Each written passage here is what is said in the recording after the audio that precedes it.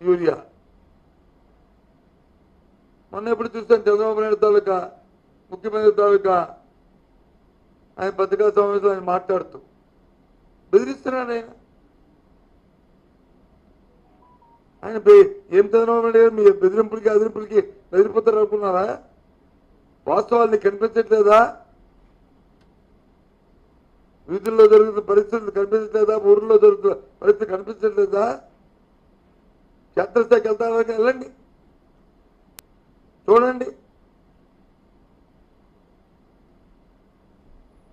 మీరు ముఖ్యమంత్రిగా ఒక బాధ్యత వ్యక్తిగా అసలు ఎందుకు వచ్చింది ఈ సమస్య? ఏ కారణం వల్ల వచ్చింది? గత సంవత్సరం కంటే ఈ సంవత్సరం సాగు ఎక్కువైందా? లేదు మనం చేసిన ఫోర్కాస్ట్తో ఏమైనా లెక్కల్లో తప్పులు వచ్చాయా? లేదు అనుకున్నంత దిగుబడి రావట్లేదా? యూరియా దిగుబడి చేసుకోవట్లేదా? లేదు ఒకవేళ ఇస్తే అదేమైనా బ్లాక్ మార్కెట్కి వెళ్ళిపోతుందా అనేది మీరు ఒకసారి పరిశీలన చేసుకోకుండా దాని మీద వచ్చి క్షేత్రస్థాయిలో మీరు వచ్చి ఎంక్వైరీ చేయకుండా తిరిగి పేస్తా అంట చర్య తీసుకుంటారని అడిగితే ఎవరి మీద చర్య తీసుకుంటారు?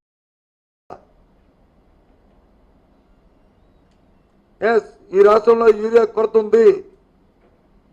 ఈ కొరత కారం ప్రభుత్వం తాలూకా విధానం వారు చేస్తున్న అవినీతి కార్యక్రమాల వల్ల ఈ కార్యక్రమం జరిగింది. అందుకే రైతులు ఇబ్బంది పడుతున్నారు చెప్తున్నాను. ఇది రికార్డ్. పదండి వల్ల మీరు నేను ఊరిలోకి చూద్దాం. ఎక్కడ ఏసీలో కూర్చొని సొన్నాయి నొక్కులు నొక్కడం కాదు. సమస్య వస్తే సమస్యని పరిష్కారం చేయడం కోసం ఆలోచించాలి. ఎదురుదాడి చేసి ఎన్నాళ్ళు ఎదురుదాడి చేస్తారు?